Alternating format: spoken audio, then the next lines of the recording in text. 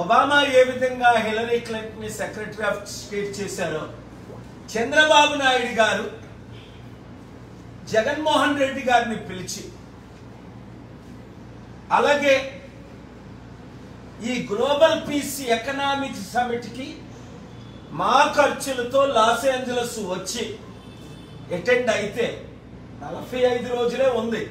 అయినప్పటికీ అనేక మంది బిలియనీర్లు ఇన్వెస్టర్లు కల్పిస్తారు.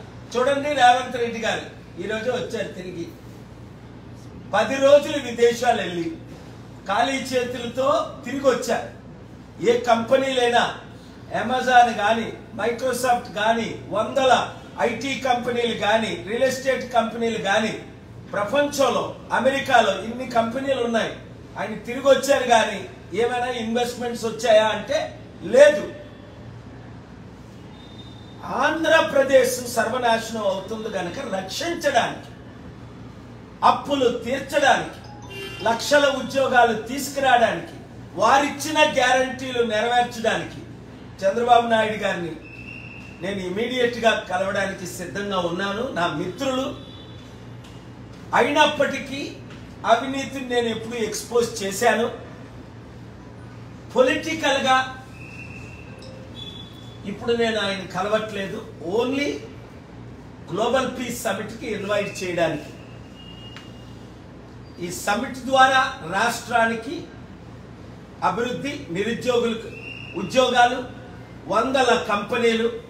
అలాగే నిన్న ఏపీ హైకోర్టు చీఫ్ జస్టిస్ ముందు నేను మెన్షనింగ్ చేసి, అయ్యా మాకు స్పెషల్ స్టేటస్ ఇస్తానని అప్పుడు మన్మోహన్ సింగ్ గారు అన్నారు,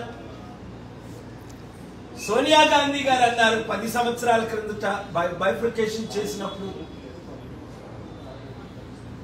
అప్పుడు home minister, finance minister former Chidambaram garu అన్నారు, నరేంద్ర మోదీ గారు కూడా 10 సంవత్సరాల క్రిందట వాగ్దానం ఇచ్చారు.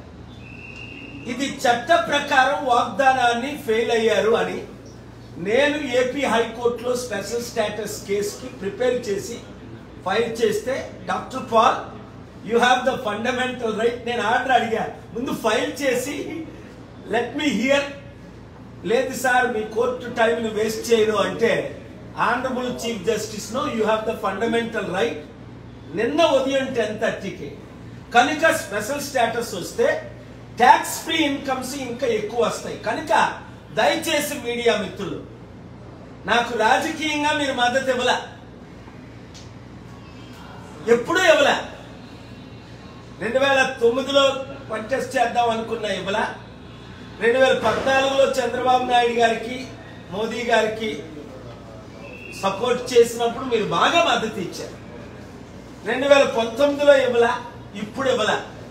మరి ఎందుకో నన్ను ప్రేమించి మీరు నాకు రాజకీయంగా మద్దతు ఇవ్వట్లేదో, నేను రాజకీయంగా రాకూడదని, లేదా నిన్న కాక మొన్న కాంగ్రెస్ లీ మెరిడియన్ ఢిల్లీ హోటల్లో కాంగ్రెస్ లీడరు మల్లు రవి గారు, బీఆర్ఎస్ ఎంపీ లీడర్ రవిచంద్ర గారు అన్నారు, పాల్ గారు మీరు ఎన్నో ఇన్వెస్ట్మెంట్స్ తీసుకొచ్చారు, ఇప్పుడు కూడా అలాగే ఇన్వెస్ట్మెంట్ తెండి. నేనేం చెప్పానంటే, ముఖ్యమంత్రులు నాతో వస్తానన్నారు రేవంత్ రెడ్డి గారు, అనేక మీటింగులు పెట్టాను. Amazon CEO Jeff Bezos, Elon Musk CEO Warner, Tesla, అనేక కంపెనీలకు ఓనర్, మనం కలుద్దాం, 1 వీక్ ఆస్టిన్ వెళ్దాం, శాన్ అంటోనియో వెళ్దాం, డాలస్ వెళ్దాం, న్యూయార్క్ వెళ్దాం, లాస్ ఏంజలస్ వెళ్దాం,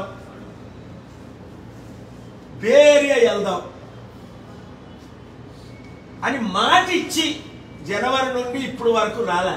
ఇప్పుడు ఆయనకు అర్థమైంది, ఇంకెన్ని ట్రిప్లు వేసినా రాజకీయ నాయకులు ఎవరు నమ్మట్లేదు. చంద్రబాబు నాయుడు గారు ఇక్కడ కౌన్సిలర్ని కలుస్తున్నాడు. కౌన్సిలర్ అంటే 200 దేశాల్లో 200 అంబాసిడర్లు ఉంటారు, 2000 మంది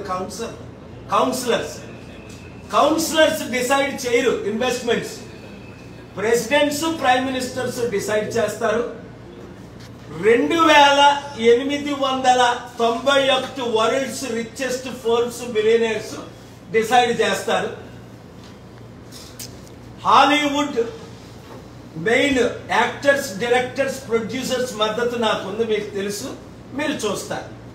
దీని కొరకు చంద్రబాబు నాయుడు గారు తప్పక రావాలి. అక్టోబర్ 1, 2, 3 తేదీలు నాతో అమెరికాలో ఉండాలని మనవి చేస్తున్నాను. మీడియా ద్వారా డైరెక్ట్గా ఆయనకి లెటర్ కూడా పంపించాను. Thank you very much.